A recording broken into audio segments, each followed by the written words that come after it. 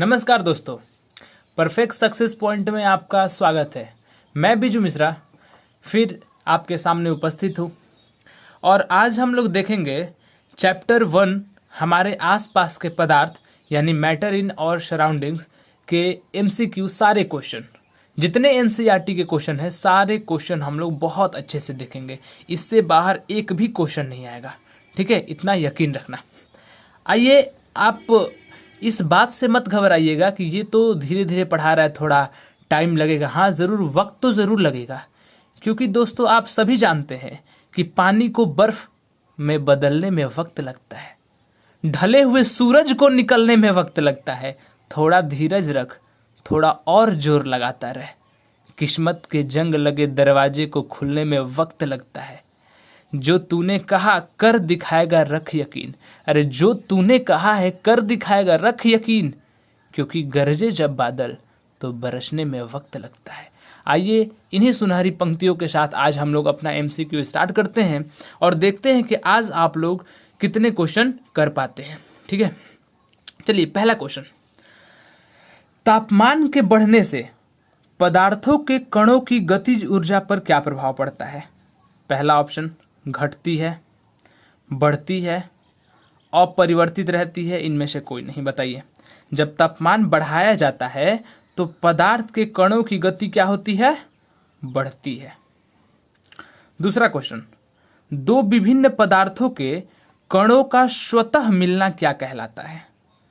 मैंने कल बताया था, जब दो विभिन्न पदार्थ के कणों का स्वतः मिलना क्या कहलाता है? पहला ऑप्शन परासरण, दूसरा विसरण, तीसरा टिंडल प्रभाव, चौथा इनमें से कोई नहीं। ऑप्शन विसरण होगा। दो विभिन्न पदार्थों कणों का स्वतः मिलना विसरण कहलाता है। आइए तीसरे क्वेश्चन पे चलते हैं। इनमें से किसमें, जो ऑप्शन मैंने दिया है, इनमें से किसमें अंतरा अणुक आकर्षण बल काफी मजबूत होता है? आप बताइए, इनमें किसमें अंतरा अणुक आकर्षण बल यानी इंटरमॉलिक्यूलर फोर्स जो होता है वह स्ट्रांग होता है? तो ऑप्शन होगा ठोस में, सॉलिड में, और सबसे कम गैस में होता है। चौथा क्वेश्चन, इनमें से किस पदार्थ की आकृति और आयतन निश्चित होता है? दोनों निश्चित किस में होता है? पहला ऑप्शन ठोस, दूसरा द्रव, तीसरा गैस, चौथा इनमें से कोई नहीं। तो आप सभी जानते हैं कि पदार्थ की आकृति और आयतन निश्चित होते हैं ठोस की। पांचवा क्वेश्चन पर आते हैं। पांचवा क्वेश्चन है कि द्रव की प्रकृति क्या होती है? पहला ऑप्शन देखिए, आकृति निश्चित होती है द्रव की, आयतन अनिश्चित होता है। दूसरा, आकृति अनिश्चित होती है, आयतन निश्चित होता है। तीसरा, आकृति और आयतन निश्चित दोनों होता है या दोनों अनिश्चित होता है? बताइए। तो आप सभी जानते हैं कि द्रव की प्रकृति होती है कि आकृति बदलती रहती है, जिस शेप में रखेंगे वैसा शेप का हो जाता है, यानी कि आकृति अनिश्चित रहती है लेकिन आयतन निश्चित होता है। ठीक है। छठा क्वेश्चन, इनमें से किसकी प्रकृति, इनमें से किसकी आकृति और आयतन दोनों अनिश्चित होता है? बताइए। मैंने अभी बताया दोनों अनिश्चित होता है, किसमें? गैस में होता है। अब बताइए, ठोस से संबंधित इनमें से कौन सा ऑप्शन सही है? ठोस का द्रवणांक निम्न होता है, क्वथनांक उच्च होता है। दूसरा, द्रवणांक उच्च होता है यानी मेल्टिंग पॉइंट, और बॉइलिंग पॉइंट यानी क्वथनांक निम्न होता है, लो होता है। या दोनों निम्न होता है, दोनों लो होता है, या दोनों उच्च होता है, दोनों हाई होता है? बताइए। तो द्रवणांक और क्वथनांक जो होता है दोनों हाई होता है, यानी कि डी ऑप्शन सही है। अब अगला क्वेश्चन देखिए दोस्तों, यकीन मानिए जो हम लोग क्वेश्चन कर रहे हैं आज 55 के लगभग क्वेश्चन करेंगे और बहुत अच्छे से कवर करेंगे। और आप देखेंगे कि जितना मैं क्वेश्चन करवा रहा हूं वो अधिकतर क्वेश्चन या 99% क्वेश्चन मेरे पढ़ाए हुए से। एक दो क्वेश्चन अगर एक्स्ट्रा होगा तो मैंने वो आपकी जानकारी के लिए ऐड कर दिया है, ताकि आपसे इस चैप्टर से एक भी क्वेश्चन बाहर ना आए। चलिए आगे हम लोग देखते हैं कि पाव रोटी एक ठोस पदार्थ है, इससे संबंधित कौन सा विकल्प सही है? बताइए। असंपीड्य होता है, पहला ऑप्शन। संपीड्य होता है, तीसरा ऑप्शन कमरे के ताप पर द्रव रूप में रहता है, चौथा इनमें से कोई नहीं, नॉन ऑफ दिस। तो आप बताइए कि पाव रोटी ठोस तो है, लेकिन आप जानते हैं कि पाव रोटी और स्पंज जो होता है वह क्या होता है, संपीड्य होता है, दब जाता है, यानी कि यह संपीड्य होता है। 9वां, यह अपवाद होता है ठोस का, क्योंकि ठोस असंपीड्य होते हैं। ठोस से द्रव में नहीं बदलकर सीधे गैस में बदलने की प्रक्रिया क्या कहलाती है? ठोस से द्रव में नहीं बदलेगा, सीधे गैस में बदलेगा, वह प्रक्रिया क्या कहलाएगी? संघनन, क्वथन, ऊर्ध्वपातन, इनमें से कोई नहीं। आप सभी जानते हैं ऊर्ध्वपातन होता है। संघनन होता है कि किसी अवस्था को पुनः, जैसे गैस को द्रव में लाना, ठंडा करके लाने पे उसे संघनन कहते हैं। अगर गैस को द्रव में बदलना है तो ताप को क्या करना पड़ेगा? अगर गैस को हमको द्रव में बदलना है तो ताप क्या करना पड़ेगा? बढ़ाएंगे गर्म करके ताप, घटाएंगे ताप, बिना ताप में परिवर्तन किए होगा, क्या होगा? तो आप सभी जानते हैं कि जब गैस से द्रव में आते हैं तो संघनन होता है, और संघनन में क्या होता है? ताप घटाया जाता है, घटाकर। ठीक है, अगला क्वेश्चन, अगर आयतन निश्चित रखा जाए तो द्रव्यमान को बढ़ाया जाए तो घनत्व पर क्या प्रभाव पड़ेगा? मैंने कहा अगर आयतन निश्चित रखा जाए, ठीक है, वॉल्यूम निश्चित रखा जाए और द्रव्यमान बढ़ाया जाए तो घनत्व पर क्या प्रभाव पड़ेगा? तो द्रव्यमान जैसे ही बढ़ता है घनत्व क्या होता है? बढ़ जाता है। मैंने बताया है कि द्रव्यमान और घनत्व भाई होते हैं, तो द्रव्यमान जैसे ही बढ़ता है घनत्व बढ़ जाता है। मैंने पीछे यह क्वेश्चन सारे करा दिए हैं। जो बच्चे यह पहली बार वीडियो देख रहे हैं वो मेरा पूरा का पूरा पार्ट देख लें, आपसे एक भी क्वेश्चन गलत नहीं होगा और हर क्वेश्चन दिमाग में अच्छे से छप जाएगा। और जो बच्चे पढ़कर भी नहीं कर पा रहे, यानी कि उन्होंने रिवीजन अच्छे से नहीं किया है। आगे देखते हैं, इनमें से कौन सा, यहां ध्यान रखिएगा, आयतन हरदम निश्चित रखा जाए तभी द्रव्यमान को बढ़ाया और घटाया जाए तभी फर्क पड़ता है। अगर आयतन भी बदला जाए और द्रव्यमान भी बदला जाए तो हम अंतर उस कंडीशन में नहीं करते हैं। कंडीशन रहता है कि जब आयतन दोनों का सेम रहता है, जैसे 10 लीटर पानी है और दूसरा भी 10 लीटर पानी है और दोनों में एक में 1 kg और एक में 5 kg किया गया, तब हम लोग देखेंगे कि जो द्रव्यमान बढ़ा यानी जो 5 kg वाला है उसका घनत्व ज्यादा हो गया, यानी कि हमने यहाँ आयतन निश्चित रखा है। अब देखिए अगला क्वेश्चन, इनमें से कौन सा कथन सत्य है? बताइए, इनमें से जो ऑप्शन है कौन सा कथन सत्य है? पहला, शहद का जो घनत्व होता है वह स्याही के घनत्व से कम होता है। स्याही का घनत्व जो होता है शहद के घनत्व से कम होता है। शहद का घनत्व स्याही के घनत्व के बराबर होता है, इनमें से कोई नहीं। तो आप सभी जानते हैं, मैंने क्रियाकलाप कराया था कि जो शहद होता है, शहद उसका घनत्व ज्यादा होता है, यानी कि शहद का ज्यादा होगा और स्याही का कम होगा। ठीक है, तो बी ऑप्शन सही है। 13वां क्वेश्चन, ठोस के कणों के विसरण का वेग उच्च ताप पर क्या होता है? अगर ठोस के कण है उनका विसरण का वेग क्या होगा अगर ताप उच्च रहेगा तो ताप उच्च जैसे ही होगा विसरण का वेग बढ़ जाता है। समझ में आया दोस्तों?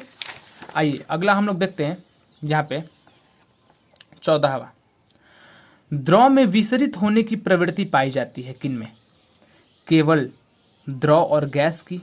मतलब द्रव में विसरित कौन कौन सा चीज होगा, कौन कौन सा चीज अच्छे से घुल जाएगा, विसरण हो जाएगा इसका? केवल द्रव और गैस का, केवल ठोस और द्रव का, ठोस द्रव और गैस तीनों का, इनमें से कोई नहीं। तो आप जानते हैं कि ठोस द्रव और गैस तीनों का विसरण होता है द्रव में। ठीक है, इसलिए ऑप्शन सी। 15वां, बर्फ का द्रवणांक एवं हिमांक के बारे में इनमें से कौन सा कथन सही है? बताइए। बर्फ का द्रवणांक और हिमांक के बारे में, द्रवणांक बर्फ का ज्यादा होता है हिमांक से, कि हिमांक ज्यादा होता है द्रवणांक से, कि द्रवणांक और हिमांक बराबर होते हैं, कि कोई नहीं? तो आप सभी अच्छे से जानते हैं कि बर्फ का द्रवणांक और हिमांक बराबर होता है। समझ में आ गया? और द्रवणांक और हिमांक होता कितना है? 0 डिग्री सेल्सियस बर्फ का। समझ में आ गया ना? आप ये भी याद कर लीजिएगा। वाष्पन की क्रिया कब होती है? अब बताइए वाष्पन क्रिया कब होती है? मैंने जब पढ़ाया था तो अच्छे से बताया है कि यह क्वेश्चन बहुत इंपॉर्टेंट है। तो वाष्पन क्रिया कब होती है? ऑप्शन है क्वथनांक से ऊपर के ताप पर, क्वथनांक पर होता है, क्वथनांक से नीचे के ताप पर होता है वाष्पन, इनमें से कोई नहीं। तो आपको बहुत अच्छे से पता है कि क्वथनांक से नीचे के ताप पर वाष्पन होती है। मुझे उम्मीद है आप लोगों को बहुत मजा आ रहा होगा, आप लोगों को लग रहा होगा कि ये सब बहुत इजी क्वेश्चन है क्योंकि आपने मेरे द्वारा पढ़ लिया है। आइए 17वां क्वेश्चन देखते हैं। इनमें से वाष्पन के संबंध में कौन सा कथन सही है? वाष्पन के संबंध में कौन सा कथन सही है? क्वथनांक जितना ही अधिक होगा वाष्पन की क्रिया उतनी तेज। ध्यान से सुनिएगा, क्वथनांक जितना अधिक होता है वाष्पन की क्रिया उसमें उतनी तेज होती है। दूसरा ऑप्शन, क्वथनांक जितना कम रहता है वाष्पन की क्रिया उतनी कम रहती है। तीसरा ऑप्शन, क्वथनांक जितना ही कम होता है वाष्पन की क्रिया उतनी अधिक होती है। मिल गया हमको, सी आंसर सही है। क्वथनांक जितना ही, मैंने बताया था ईथर का 34 और जल का 100 डिग्री, तो देखा था मैंने कि ईथर जल्दी वाष्पित हो जाएगा, यानी कि जिसका क्वथनांक कम रहेगा वाष्पन की क्रिया उतनी जल्दी होती है। अगला क्वेश्चन, आर्द्रता बढ़ जाए तो वाष्पन पर क्या प्रभाव पड़ेगा? ठीक है, ह्यूमिडिटी अगर बढ़ जाए तो वाष्पन पर क्या प्रभाव पड़ेगा? वाष्पन बढ़ जाएगा कि घट जाएगा कि अपरिवर्तित, इनमें से कोई नहीं। तो आप सभी जानते हैं कि वाष्पन अगर बढ़ा दिया, आर्द्रता अगर बढ़ा दिया जाए तो क्या होता है? वाष्पन घट जाता है। नमी में आप देखते हैं कि वाष्पन की क्रिया उतनी तेजी से नहीं हो पाती है। अगला क्वेश्चन, द्रव का उबलना इनमें से किस बात पर निर्भर करता है? द्रव कब उबलेगा? पहला, द्रव का वाष्प दाब अगर वायुमंडलीय दाब से ज्यादा हो तब। दूसरा, द्रव का वाष्प दाब अगर वायुमंडलीय दाब से कम हो तब। कि तीसरा, द्रव का वाष्प दाब वायुमंडलीय दाब के बराबर हो तब। कि इनमें से कोई नहीं। तो आपको बहुत अच्छे से मैंने पढ़ाया है कि द्रव तभी उबलता है जब द्रव का वाष्प दाब वायुमंडलीय दाब के बराबर हो जाए, यानी कि सी ऑप्शन सही है। 20वां, जिस ताप पर द्रव उबलना प्रारंभ करता है उसे क्या कहते हैं? तो बहुत अच्छे से पता है कि जिस ताप पर द्रव उबलता है उसे क्वथनांक कहते हैं, और जिस ताप पर गलता है उसे द्रवणांक कहते हैं। जिस ताप पर उबलता है उसे तो क्वथनांक कहते हैं, लेकिन उबलने की जितनी प्रक्रिया है उसे क्वथन कहते हैं, मतलब जिस प्रोसेस से यह उबलता है, ठीक है, क्वथन कहते हैं। तो आप तीनों बात अच्छे से ध्यान रखिएगा। अगर वायुमंडलीय दाब बढ़ा दी जाए तो द्रव का क्वथनांक क्या होगा? यह भी बहुत अच्छे से पढ़ा है मैंने कि जैसे ही वायुमंडलीय दाब बढ़ती है द्रव का क्वथनांक बढ़ जाता है, और वायुमंडलीय दाब घटाई जाए तो द्रव का क्वथनांक घट जाता है, यानी कि इसका ऑप्शन बढ़ जाएगा द्रव, क्योंकि वायुमंडलीय दाब बढ़ाई गई है। अगला क्वेश्चन बताइए, कोई भी पदार्थ को जब गर्म करेंगे और दूसरी अवस्था में लाते हैं तो ताप क्या होता है? जब गर्म करके दूसरी अवस्था में लाया जाता है, एक अवस्था से दूसरी अवस्था में, तो ताप क्या होता है? द्रवणांक से कम नहीं रहता है, द्रवणांक से अधिक हो जाता है, कि द्रवणांक के बराबर होता है, कि इनमें कोई नहीं। तो मैंने बताया था कि जो एक अवस्था से दूसरी अवस्था में लाते हैं तो द्रवणांक से ज्यादा ताप नहीं बढ़ता है, यानी कि तापमान नियत रहता है और वह द्रवणांक के बराबर होता है, यानी कि सी ऑप्शन सही है। अब अगला क्वेश्चन बताइए कि बर्फ के द्रवण की गुप्त ऊष्मा कितनी होती है? तो बर्फ के द्रवण की, इसमें ऑप्शन मैं नहीं दूंगा, बर्फ के द्रवण की गुप्त ऊष्मा कितनी होती है मैंने अच्छे से बताया। इसकी ऊष्मा होती है 80 कैलोरी पर ग्राम, 80 कैलोरी प्रति ग्राम, ठीक है। आइए अगला देखते हैं, ठोस को उसके गलनांक पर द्रव में बदलने के लिए, ठोस को उसके गलनांक पर द्रव में बदलने के लिए जितनी उष्मीय ऊर्जा की आवश्यकता होती है उसे संगलन की क्या कहते हैं? मतलब जितना ऊष्मा की आवश्यकता होती है, नीचे से जितना आग दिया जाता है, उसे क्या कहते हैं? उसे हम प्रसुप्त ऊष्मा कहते हैं। अच्छे से बताया मैंने। अगला क्वेश्चन देखते हैं कि 1 कैलोरी बराबर कितना जूल? तो 1 कैलोरी बराबर, आपको अच्छे से मैंने बताया था कि 4.186 जूल या 4.2 जूल इसको बोलते हैं, ठीक है। अगला पॉइंट, एक वायुमंडलीय दाब जो होता है बराबर कितना पास्कल होता है? सोच के बताइए, एक वायुमंडलीय दाब बराबर कितना पास्कल? तो इसका ऑप्शन सही है 1.01 गुणे 10 के पावर 5 पास्कल होता है। एक वायुमंडलीय दाब बराबर 1.01 गुणे 10 के पावर 5 पास्कल होता है। आइए अगला हम लोग क्वेश्चन लेते हैं 27 क्वेश्चन हम लोग अच्छे से देखते हैं। आइए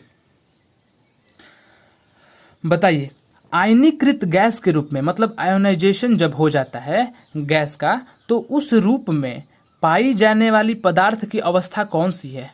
तो यह चौथी अवस्था होती है, मैंने बताया था, जिसका नाम है प्लाज्मा। ठीक है, अगला क्वेश्चन देखते हैं हम लोग कि बोस आइंस्टाइन कंडेंसेट को तैयार करने के लिए बहुत कम घनत्व वाली गैस, मैंने बताया था बहुत कम घनत्व मतलब कि जो हमारा सामान्य वायु है उसमें 1,00,000 से अगर भाग दे देंगे उतना कम घनत्व वाली गैस, बहुत कम घनत्व वाली गैस को कैसे प्राप्त किया जाता है? बोस आइंस्टाइन कंडेंसेट मतलब कैसे प्राप्त होता है? पहला ऑप्शन, कम तापमान पर गर्म करके प्राप्त किया जाता है, बहुत कम तापमान पर ठंडा करके प्राप्त किया जाता है, अधिक तापमान पर गर्म करके प्राप्त किया जाता है कि इनमें से कोई नहीं? तो मैंने बताया था बहुत कम तापमान पर ठंडा करके प्राप्त किया जाता है बोस आइंस्टाइन कंडेंसेट को। अगला, बोस आइंस्टाइन कंडेंसेट की अवस्था प्राप्त करने के लिए भौतिकी में नोबेल पुरस्कार इनमें से किन्हें दिया गया है? बहुत ज्यादा इंपॉर्टेंट क्वेश्चन कि बोस आइंस्टाइन कंडेंसेट के लिए नोबेल पुरस्कार भौतिकी में किसे दिया गया है? पहला ऑप्शन, सत्येंद्रनाथ बोस तथा अल्बर्ट आइंस्टाइन को, दूसरा केवल सत्येंद्रनाथ बोस को, तीसरा कार्नेल केटरले तथा विमेन को, या चौथा इनमें से सभी को? तो मैंने बताया था सी ऑप्शन, कार्नेल केटरले विमेन, जो कि अमेरिका के थे। ठीक है, और 2001 में इन्हें दिया गया था। अगला क्वेश्चन, जल के वाष्पन की गुप्त ऊष्मा कितनी होती है? पहला ऑप्शन 80 कैलोरी पर ग्राम, दूसरा 540 कैलोरी पर ग्राम, सी दोनों, इनमें से कोई नहीं। तो मैंने अच्छे से बताया था कि 2260 किलो जूल पर केजी होता है और इसको 540 कैलोरी पर ग्राम भी होता है इसका। ठीक है, तो आप दोनों में याद कीजिएगा, कैलोरी पर ग्राम में 540 होता है और किलो जूल पर केजी में 2260 होता है जल के वाष्पन की गुप्त ऊष्मा। अगला पॉइंट, वाष्पन की प्रक्रिया से उत्पन्न होती है, क्या उत्पन्न होती है? गर्मी, ठंडक, ताप में वृद्धि, कि इनमें से कोई नहीं? तो आप जानते हैं कि जब वाष्पन होती है तो ठंडक महसूस होती है, हमारे शरीर से जब वाष्पन की क्रिया होती है तो हमें ठंडक लगती है, ठंडक महसूस होती है, तो वहीं ठंडक उत्पन्न होती है। अगला क्वेश्चन देखते हैं, पदार्थ के कणों को एक साथ बांधकर रखने वाला बल क्या कहलाता है? बहुत इंपॉर्टेंट क्वेश्चन, जब पदार्थ के कण को एक साथ बांधकर रखने वाला बल क्या कहलाएगा? पहला ऑप्शन, अंतराअणुक स्थान कहलाता है, दूसरा नाभिकीय बल कहलाता है, तीसरा अंतराअणुक बल कहलाता है, चौथा इनमें से कोई नहीं। तो आप जानते हैं अंतराअणुक बल यानी इंटरमोलिकुलर फोर्स। वह प्रक्रिया जिसमें इत्र की गंध वायु में चारों ओर फैल जाती है क्या कहलाती है? वह प्रक्रिया क्या कहलाती है जिसमें इत्र की गंध जो होती है वायु में चारों ओर फैल जाती है? उस प्रक्रिया को क्या कहते हैं? वाष्पन, विसरण, संघनन की द्रवण? तो आप सभी जानते हैं उस प्रक्रिया को विसरण कहते हैं, विसरण क्रिया द्वारा यह होता है। अगला क्वेश्चन, बर्फ का एक टुकड़ा जल की सतह पर तैरता रहता है, क्यों? क्योंकि बर्फ जो होता है वह जल से भारी होता है, दूसरा ऑप्शन बर्फ जल से हल्की होती है, तीसरा बर्फ और जल का घनत्व बराबर होता है, चौथा बर्फ का घनत्व जल से अधिक होता है। ठीक है, तो आप पॉज करके उत्तर दीजिए, मैं बता रहा हूं कि इसका आंसर होगा बर्फ जल से हल्की होती है, इसीलिए बर्फ का टुकड़ा जल पर तैरता रहता है। अगला, अगर 100 डिग्री सेल्सियस ताप का मान केल्विन में बताना हो तो बताइए कि इसका मान केल्विन में कितना होगा? तो 100 डिग्री सेल्सियस का मान केल्विन में बताने के लिए मैंने बताया था कि 273.15 जोड़ दीजिए, 273 जैसे ही ऐड करेंगे यानी 373 आ जाएगा, 373.15। सौर मंडल में प्लाज्मा अवस्था की उत्पत्ति का कारण क्या है? तो आप अच्छे से जानते हैं कि सौर मंडल में प्लाज्मा अवस्था की उत्पत्ति का कारण है उच्च ताप, उच्च ताप। ठीक है, अगला क्वेश्चन देखिए कि गर्म करने पर गैस का आयतन क्या होता है? बढ़ जाता है, घट जाता है, अपरिवर्तित रहता है, इनमें से कोई नहीं। तो आप अच्छे से जानते हैं कि जैसे ही गर्म करते हैं गैस का आयतन बढ़ने लगता है, बढ़ जाता है। अगला क्वेश्चन, 673.15 केल्विन का मान सेंटीग्रेड में बताइए क्या होगा?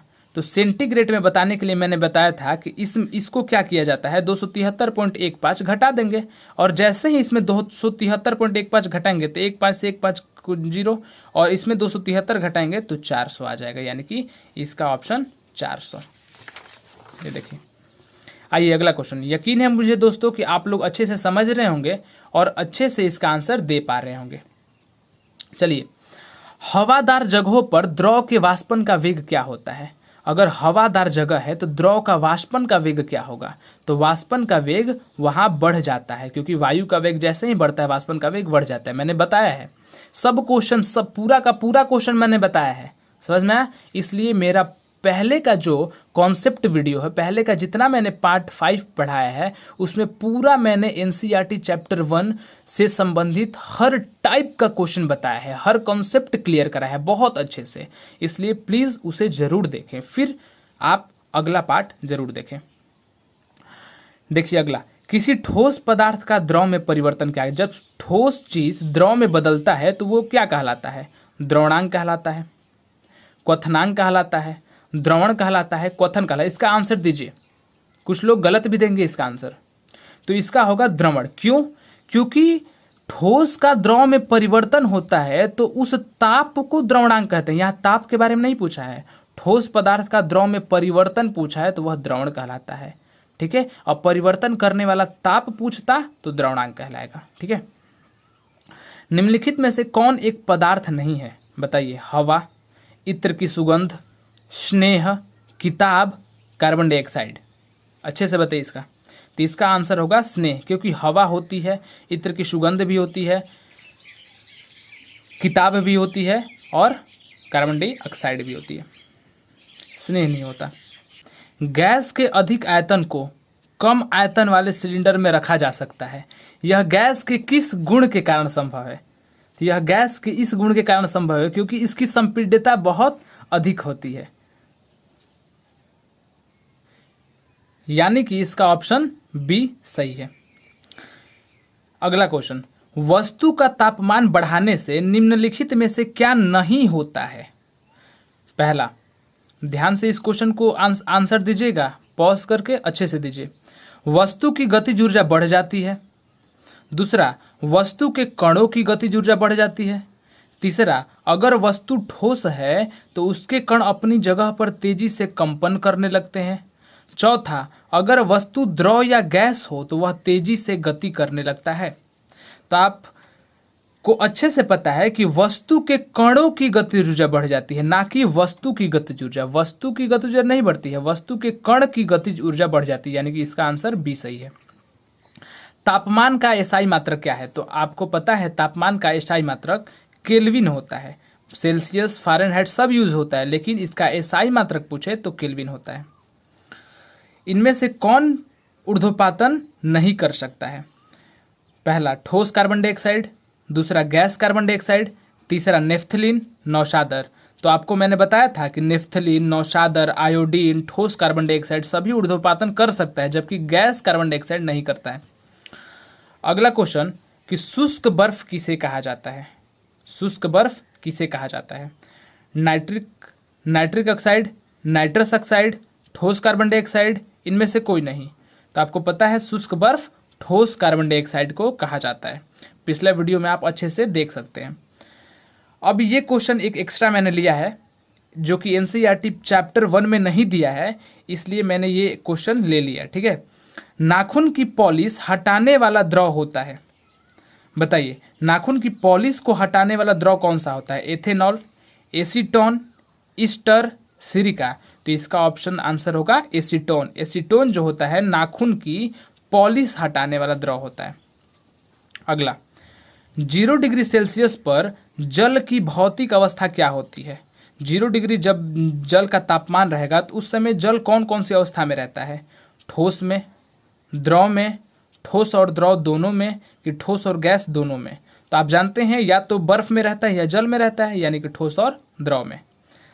दाब बढ़ाने पर, जब हम दाब बढ़ाएंगे तो बर्फ का गलनांक क्या होता है। घटता है, बढ़ता है, अपरिवर्तित रहता है, इनमें से कोई नहीं। तो आपको बहुत अच्छे से पता है कि जैसे ही हम बर्फ को दबाएंगे वह जल्दी गल जाएगा, यानी कि गलनांक उसका घट जाता है। द्रव का क्वथनांक बढ़ता है, देखिए इनमें से किन स्थिति पे द्रव का क्वथनांक बढ़ता है। दाब बढ़ाने पर, बी अशुद्धि मिलाने पर, सी दाब घटाने पर। तो आप जानते हैं कि जैसे ही हम दाब बढ़ाते हैं द्रव का क्वथनांक भी बढ़ जाता है, अशुद्धि मिलाते हैं तब भी द्रव का क्वथनांक बढ़ जाता है, ठीक है। लेकिन याद रखिएगा अशुद्धि मिलाने पर अगर गलनांक रहता वह घट जाता है, यहाँ क्वथनांक का बात है, इसलिए दाब बढ़ाने पर क्वथनांक बढ़ता है, अशुद्धि मिलाने पर बढ़ता है, दाब घटाने पर नहीं, दाब घटाने पर तो घट जाता है, यानी कि ए और बी सही है, यानी कि डी ऑप्शन ए और बी। अगला देखेंगे, गुप्त ऊष्मा का एसआई मात्रक क्या होता है, बहुत इंपॉर्टेंट क्वेश्चन।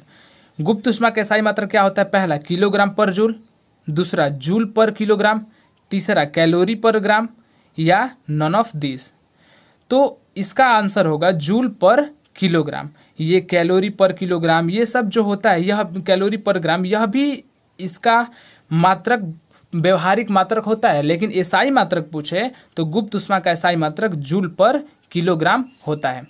आइए अगला क्वेश्चन हम लोग चलते हैं। अगला क्वेश्चन कुछ इस प्रकार है, देखेंगे 52 क्वेश्चन हम लोग, कि जब ठोस पिघलता है तो तापमान क्या होता है। ये देखते हैं कौन कौन सा बच्चा सही आंसर देता है, क्योंकि यह ग्रुप डी 2018 का पूछा हुआ क्वेश्चन है। जब ठोस पिघलता है तब तापमान क्या होता है, बढ़ता है, घटता है, पहले बढ़ता है उसके बाद घटता है, अपरिवर्तित रहता है। तो ठोस पिघलता है यानी कि द्रव में, तो बहुत लोग लगाकर आ जाएंगे बढ़ता है, लेकिन यह अपरिवर्तित रहता है, क्योंकि मैंने बताया था कि द्रवणांक पर जाकर ताप बढ़ता नहीं है जब तक कि पूरी अवस्था बदल ना जाए, यानी कि ठोस पिघलता है तो ताप जो है अपरिवर्तित रहता है। ठीक है। किस तापमान पर पानी का घनत्व तो अधिकतम होता है, बताइए। 0 degree Celsius, 4 degree Celsius, 12 degree Celsius या 100 डिग्री सेल्सियस। तो पानी का घनत्व तो सबसे ज़्यादा होता है 4 डिग्री सेल्सियस पर। और यही अगर क्वेश्चन देता कि पानी का आयतन किस तापमान पर न्यूनतम होता है, तो आयतन का बात पूछता तो 4 डिग्री सेल्सियस ही हो जाता। आयतन न्यूनतम होता है इस पर और घनत्व अधिकतम होता है, यानी कि 4 डिग्री सेल्सियस पर पानी का घनत्व अधिकतम और आयतन न्यूनतम होता है। जब बर्फ पिघलता है तब इसका आयतन क्या होता है। अगर बर्फ पिघलेगा, मैंने यहाँ पूछा था ठोस पिघलेगा तो तापमान क्या होगा, यहाँ मैं पूछ रहा हूँ कि जब बर्फ पिघलेगा तो आयतन क्या होगा, बताइए। घट जाएगा, बढ़ता है, पहले घटता है उसके बाद बढ़ता है, या पहले बढ़ता है उसके बाद घटता है। तो मैंने अभी बताया कि 4 डिग्री सेल्सियस पर एकदम घनत्व तो बहुत कम होता है, यानी कि कम आ रहा होगा, पहले घट रहा होगा उसके बाद बढ़ेगा, यानी कि ऑप्शन होगा कि जब बर्फ पिघलता है तब आयतन पहले घटता है फिर बढ़ता है। बहुत इंपॉर्टेंट यह क्वेश्चन है। अब बताइए अशुद्धि मिलाने से बर्फ का गलनांक क्या होगा। कुछ देर पहले ही मैंने बताया था कि अशुद्धि मिलाने से अगर बर्फ का गलनांक पूछेगा तो गलनांक क्या हो जाता है, गलनांक घट जाता है। यही कारण है कि जब आइसक्रीम में हम लोग मिलाते हैं अशुद्धि यानी कि नमक मिलाते हैं तो उसका गलनांक घटकर -22 डिग्री सेल्सियस हो जाता है। -22 डिग्री सेल्सियस पर आइसक्रीम तैयार किया जाता है। तो हम लोगों ने आज 55 क्वेश्चन MCQ क्वेश्चन किया है। उम्मीद होगा आप लोगों को बहुत पसंद आ रहा होगा और आप लोग ऐसे ही पूरा NCERT मेरे साथ कवर कर सकते हैं। मैं इसके बाद अगला चैप्टर लेके चलूँगा और मैं जैसा भी पढ़ा रहा हूँ, जहाँ भी कमी आ रही है प्लीज़ मुझे ज़रूर बताएं ताकि मैं अपना सुधार कर पाऊँ। मेरे परफेक्ट सक्सेस पॉइंट में इतना समय अच्छे से देने के लिए आपका बहुत बहुत धन्यवाद।